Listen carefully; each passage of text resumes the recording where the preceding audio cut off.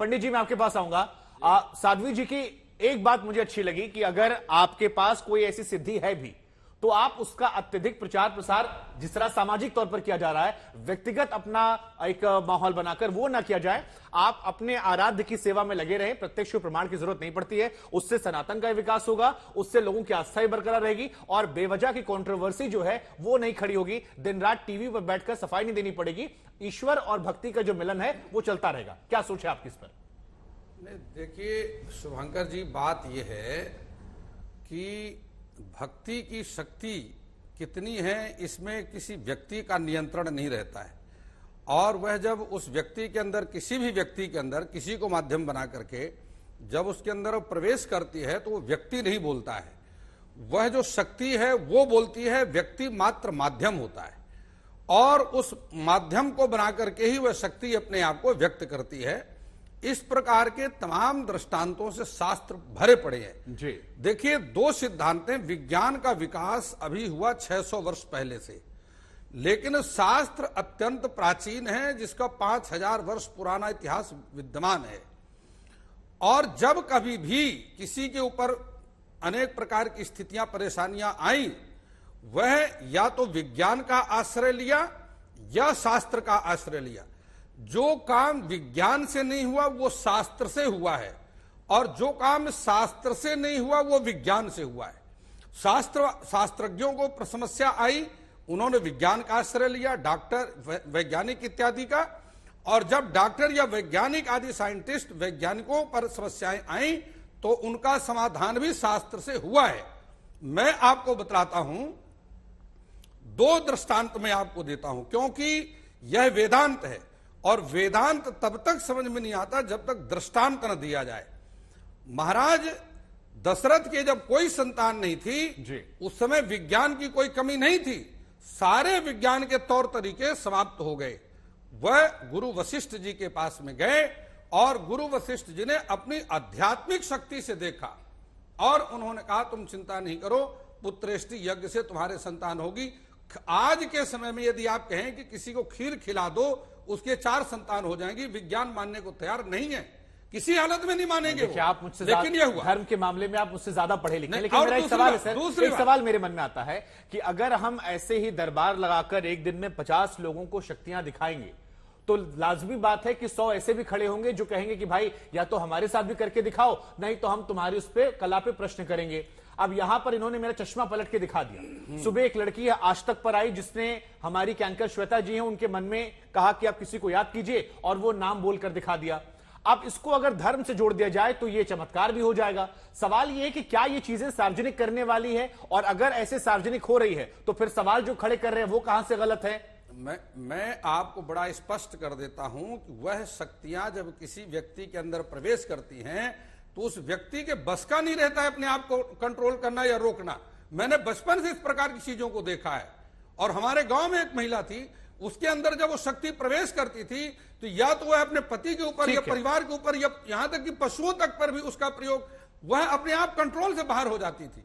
तो इस प्रकार की ये दिव्य शक्तियां हैं। अब देखिए ये किस्से कहानियां हमने भी सुने सर, आपने भी सुने होंगे। मैंने आंखों से देखा। आप कहानी की बात कर रहे हैं, मैंने आंखों से मैंने भी अपने घर में आंखों की देखी बात बता रहा हूं। ये सारी बातें हमने भी सुनी है। कई बातों को हम विश्वास करते हैं, कई बातों को बड़े होने के बाद हम विश्वास नहीं करते। जैसे हमने ये भी सुना, जो हमारी पुरानी पीढ़ी थी वो ये भी मानती थी कि बारिश भगवान के आशीर्वाद से ही होती थी, या दिन रात जो खिलते हैं वो आशीर्वाद। बाद में उसे विज्ञान है। मैं सवाल नहीं कर रहा हूं सर, मेरा सिर्फ ये मानना है कि आप ऐसी चीज जो विवाद पैदा कर रही है, क्योंकि विवाद बहुत बड़ा हो गया है और नई पीढ़ी को आपको अगर मकसद जोड़ना है तो फिर उसमें ऐसी चीजें को क्या अवॉइड। कंप्यूटर बाबा पर चलता हूं मैं, उसके बाद मैं आपके पास आऊंगा।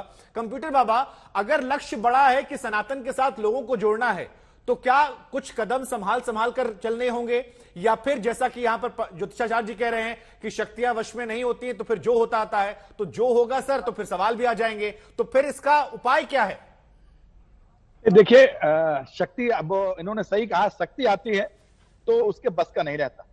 पर और साध्वी जी ने कहा कि ज्यादा नहीं बोलना चाहिए यदि उनके पास है भी कला, तो ये नहीं है। यदि उनके पास हुनर है, आप मानते हैं कि उनमें कला है? आपका तो नाम ही कंप्यूटर बाबा है। कला नहीं, हनुमान जी की कृपा है।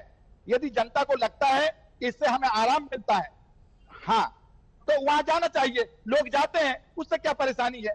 ये तो और भी दूसरे संप्रदाय हैं, उनके यहाँ भी तो लोग जाते हैं, उन पे कोई उंगली नहीं उठाता है। हमारे जब सनातन धर्म का मामला आता है तब लोग उंगली उठाते हैं, एक बात।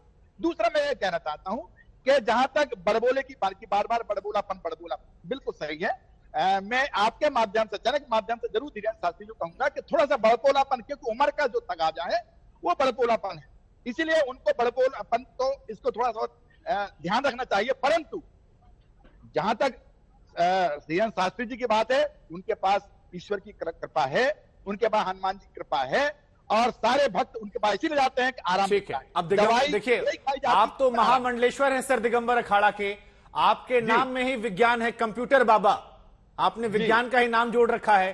तो ऐसे वैज्ञानिक नाम वाले व्यक्ति क्या इससे पूरी तरह से आस्था मानते हैं जो कागज में लिखते हैं, या मानते हैं कि नहीं कुछ इफ बट है, सब कुछ सही नहीं है, हो सकता है थोड़ी कला भी हो? हम उस पर नहीं जाते, हम इस पर जाते हैं कि सनातन धर्म में, सभी धर्मों में कुछ ना कुछ तो है। ईश्वर की कृपा, उनके धर्म में कृपा है, उनके संप्रदाय में कृपा है, हमारे यहाँ अपनी कृपा है, हमारे हनुमान जी है, हमारे यहाँ राम जी है।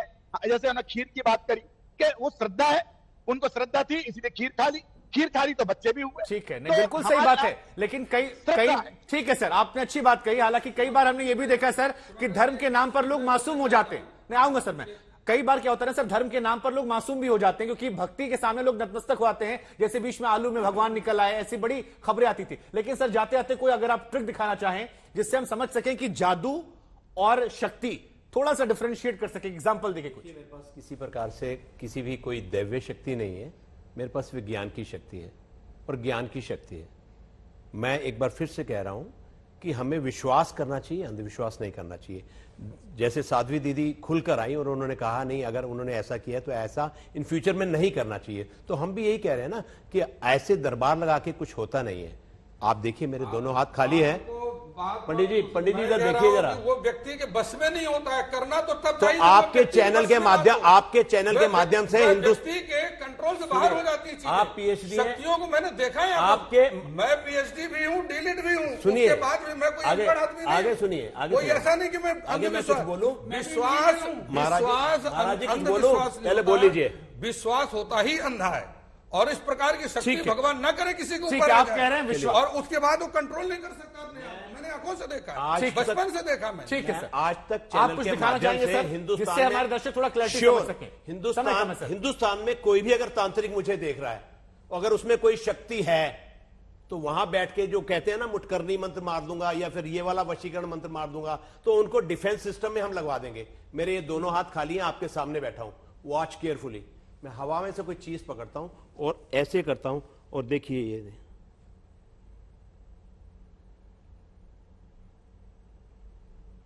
तो ये विज्ञान है, ये मेरे पास प्रैक्टिस है, टेक्निक है, दैट्स इट। ठीक है, आप कह रहे हैं कि ये जो कला है, अब देखिए हम दर्शकों पर ही छोड़ देते हैं। जाते आते साध्वी जी एक बार फिर मैं आपके पास आऊंगा, 20 सेकंड आपको देते हुए समराइज कैसे करेंगे, क्योंकि धर्म को लेकर धर्म के जानकार भी दो तरह की बातें कर रहे हैं, कैसे समराइज करेंगे? आदि शंकराचार्य जी ने परकाया प्रवेश किया था, लेकिन नियत समय पे वापस आकर मंडन मिश्र का जो है शास्त्रार्थ पूर्ण करके वे उसमें विजयी हुए थे। तो इसका मतलब ये नहीं है कि काबू नहीं रहता है शक्ति पे काबू रहता है, और यदि नहीं है तो और साधना कीजिए और उससे परिपक्व कीजिए।